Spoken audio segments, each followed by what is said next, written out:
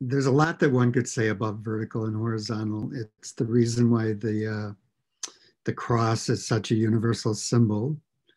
And the thing about an equilateral cross is say that how we meet the horizontal landscape of our life, if that crosses over at the point of our heart, so that we have a heart-mind integration, that vertical climb from the heart to the mind, and the mind to the heart, that the horizontal landscape-ish, when we talk about how a photograph is oriented, it can be vertical or landscape view.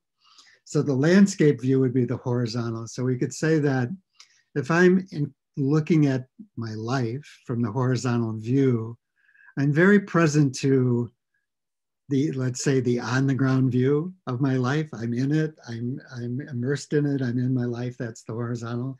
And let's hope there's an equal point where that meets my heart and mind on an equal axis. So that then if I say, I'm now going to be present to what seems to be my horizontal life from a symbolic level, from a metaphorical level, from an anagogical level, from an allegorical level, from an iconological level. If I'm present to all these different aspects of how one can look at their life, at a minimum, I could say that's a certain kind of verticality.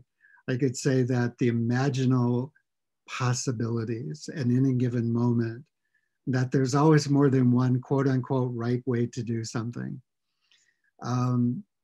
So what I would say that when we look at the horizontal and the vertical axis of life, axis and access to life, that our 10, when people have that phrase of the 40,000 foot view, they're saying that, yeah, when you're up at 40,000 feet in the airplane, the ground looks very different.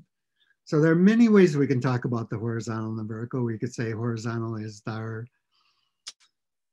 more physically oriented orientation for life. And you could say, if we're going to look at it from a spiritual perspective, we could call that a vertical view. So we could say horizontal and vertical from many different metaphorical, symbolic, allegorical ways of talking about that. That would be a few.